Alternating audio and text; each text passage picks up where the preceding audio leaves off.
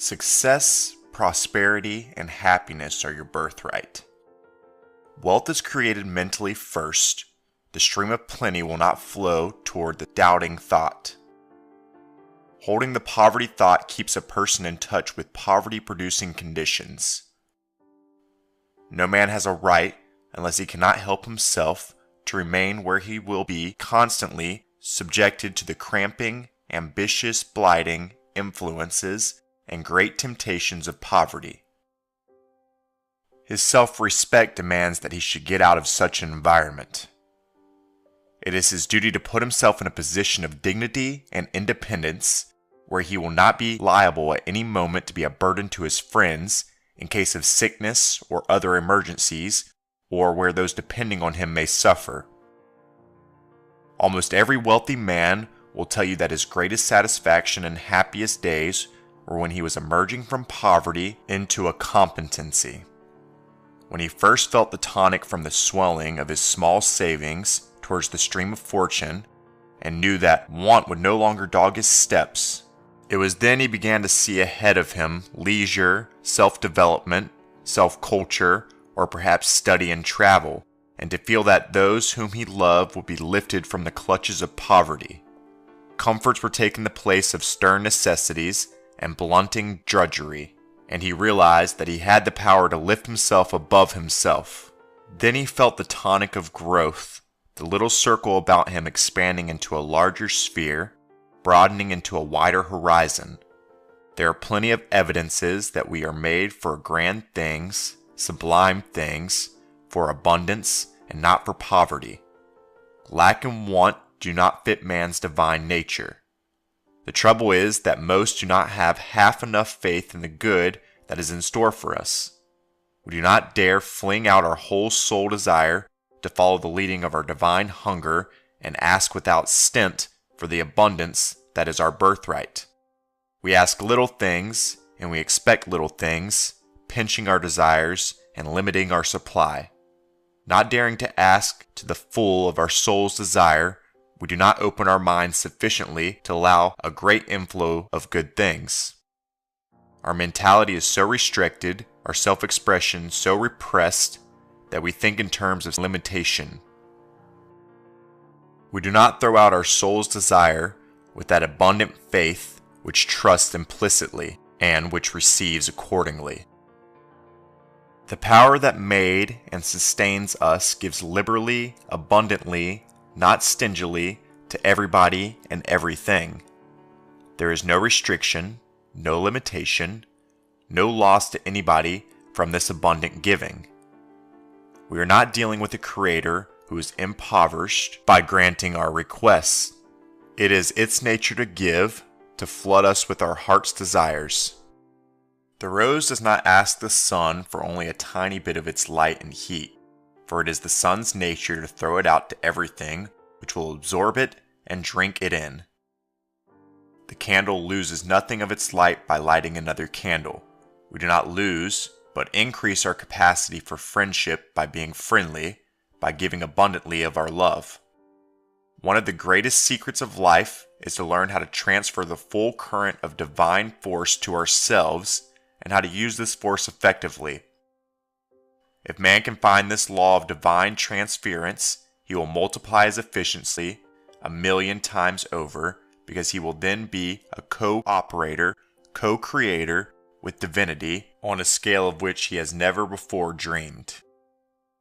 When we recognize that everything comes from the great infinite supply and that it flows to us freely, when we get into perfect tune with the infinite, when the brute has been educated out of us, and dishonesty, selfishness, impurity burned out of us, we will see good without these scales, which make us blind to good. We will see good, and we will know good, for only the pure in heart can see good. When unfairness, a desire to take advantage of our brothers and sisters, is removed from our lives, we shall get so close that all of the good things in the universe will flow to us spontaneously. The trouble is that we restrict the inflow by wrong acts, wrong thoughts. Every vicious deed is an opaque veil another film over our eyes so that we cannot see good. Every wrong step separates us. When we learn the art of seeing opulently instead of stingily, we learn to think without limits, how not to cramp ourselves by our limiting thought. We will find that the thing we are seeking is seeking us and that it will meet us halfway. Do not always apologize for your lack. Every time you say that you have nothing to wear, that you never have the things that other people have, that you never go anywhere or do things that other people do, you are simply etching the black picture deeper and deeper. As long as you recite these unfortunate details and dwell upon your disagreeable experiences, your mentality will not attract the thing you are after, will not bring that which will remedy your hard conditions. The mental attitude, the mental picturing, must correspond with the reality we seek. Prosperity begins in the mind and is impossible with a mental attitude which is hostile to it. We cannot attract opulence mentally by a poverty-stricken attitude which is driving away what we long for. It is fatal to work for one thing and to expect something else. No matter how much one may long for prosperity, a miserable, poverty-stricken mental attitude will close all the avenues to it. The weaving of the web is bound to follow the pattern. Opulence and prosperity cannot come in through poverty thought channels. They must be created mentally first. We must think prosperity before we can come to it. How many take it for granted that there are plenty of good things in this world for others? Comforts, luxuries, fine houses, good clothes, opportunity for travel, leisure, but not for them. They settle down into the conviction that these things do not belong to them, but are for those in a very different class. But why are you in a different class? Simply because you think yourself into another class? Think yourself into inferiority? Because you place your limits for yourself? You can put up bars between yourself and plenty.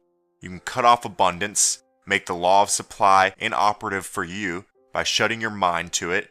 And by what law can you expect to get what you believe you cannot get?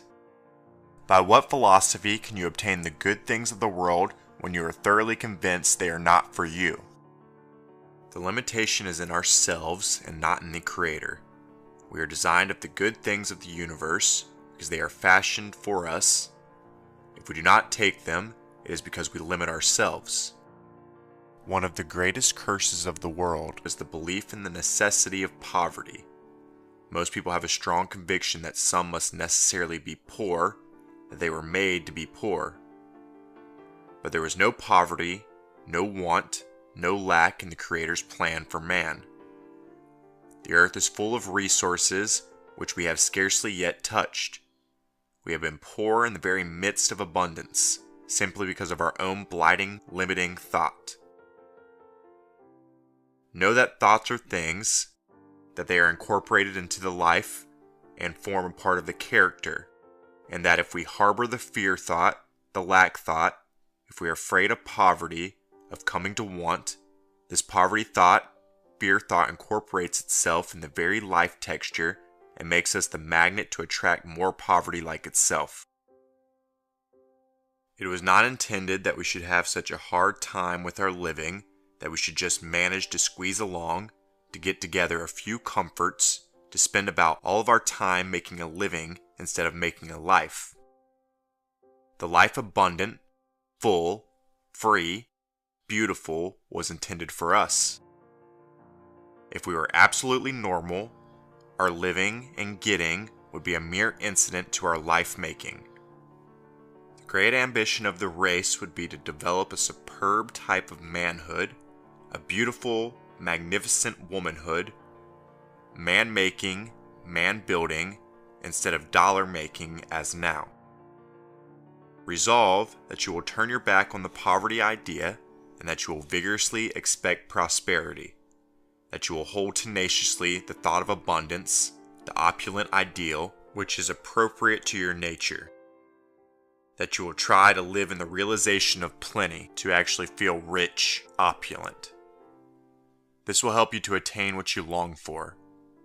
There is a creative force and intense desire. The fact is, we live in our own worlds. We are creations of our own thought. Each builds his own world by his thought habit. He can surround himself with an atmosphere of abundance or of lack, of plenty or of want. We were not made to grovel but to aspire, to look up, not down. We were not made to pinch along in poverty, but for larger, grander things. Nothing is too good or beautiful for human beings. Nothing too grand, too sublime, too magnificent for us to enjoy. It is the poverty attitude, the narrowness of our thought that has limited us. If we had a larger and grander conception of life, of our birthright, if, instead of whining, crawling, grumbling, sneaking, and apologizing, we were to stand erect and claim our kingship, demand our rich inheritance, the inheritance which is an abundance of all that is good and beautiful and true, we should live far completer, fuller lives. We should not be so poverty-stricken, but for the narrowness of our faith, the unkindness of our conception of our birthright. There are plenty of evidences in man's construction and environment that he was made for infinitely grander and more superb things than even the most fortunate of men now possess and enjoy. Why should we not expect great, grand things if we are made in the image of our Creator? We are the heirs of all that is beautiful and opulent in the universe.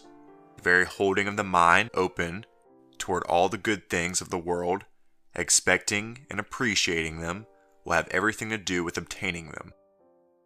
There is something wrong when multitudes of the sons and daughters who have inherited all the good things of the universe starve on the very shores of the stream of plenty, of opulence unspeakable, which flows past their very doors and which carries infinite supply.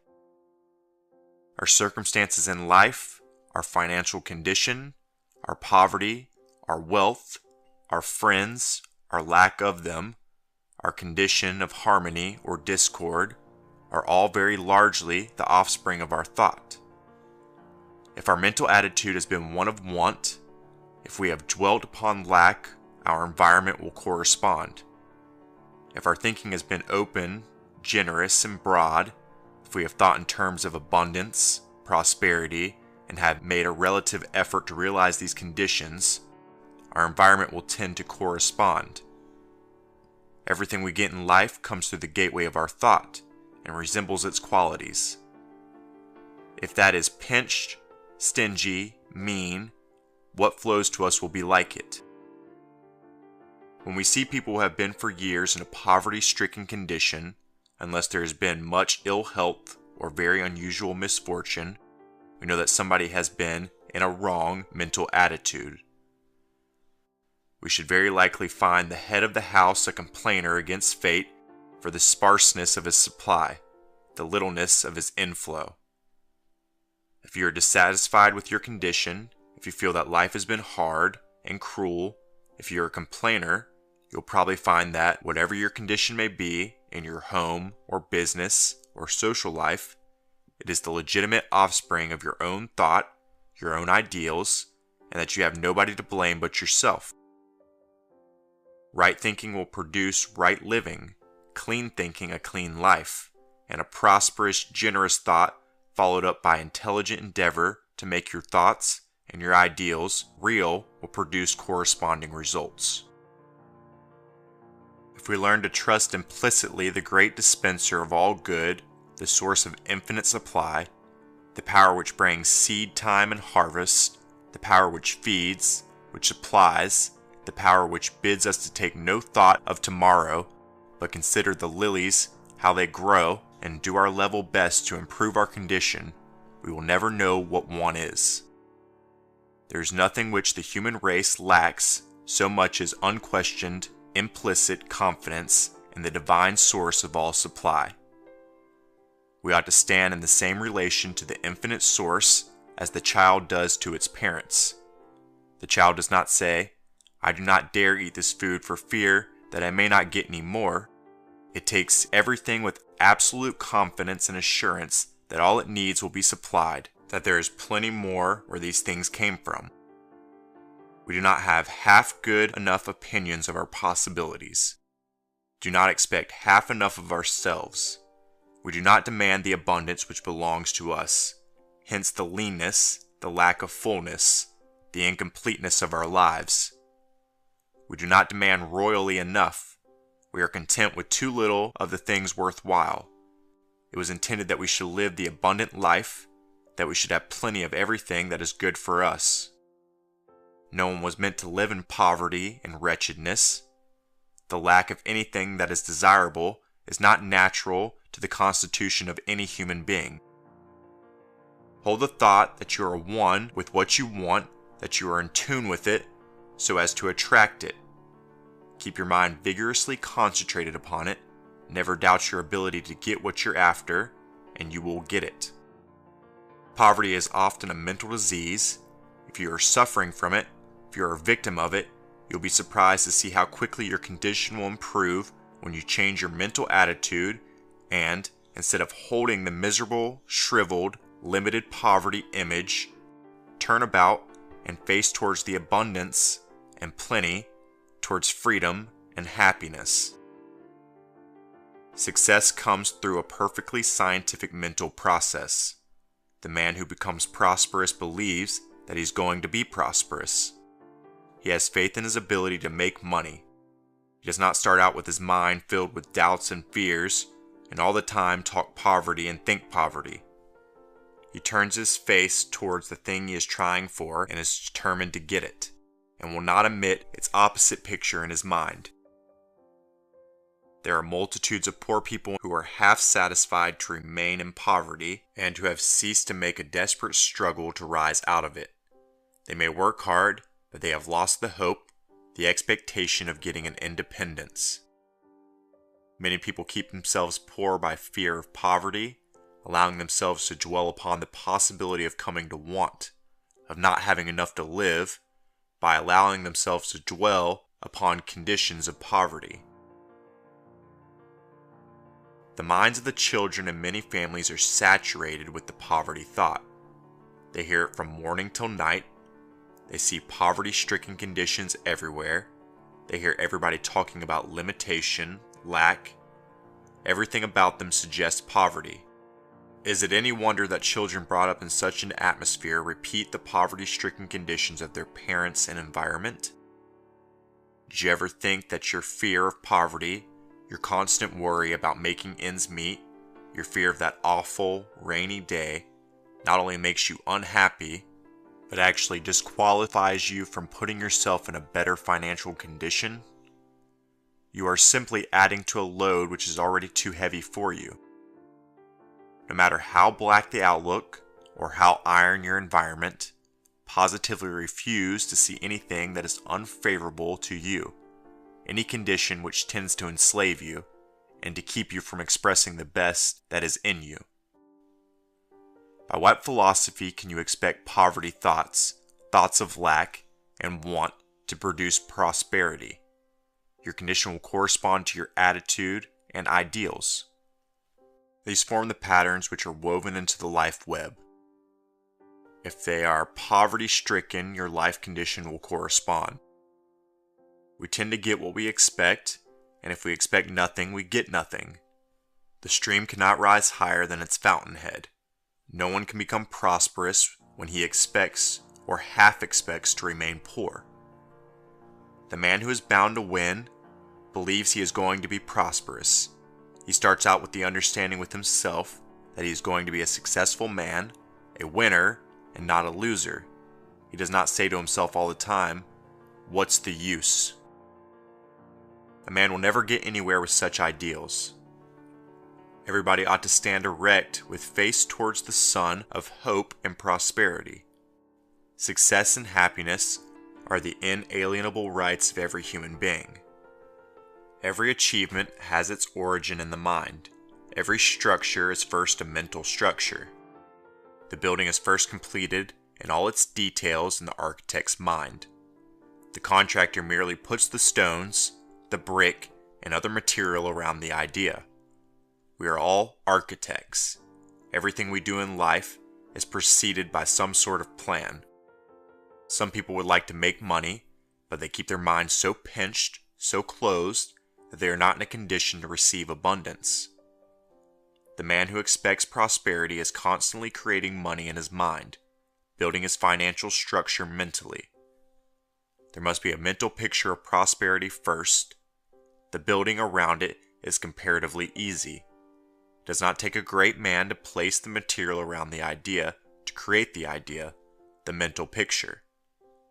This is not idle dreaming, it is brain building, mental planning, mental construction. We must conquer inward mental poverty before we can conquer outward poverty. True prosperity is the inward consciousness of spiritual opulence, wholeness, completeness, the consciousness of oneness with the very source of abundance, infinite supply, the consciousness of possessing an abundance of all that is good for us, a wealth of personality of character that no disaster on land or sea could destroy.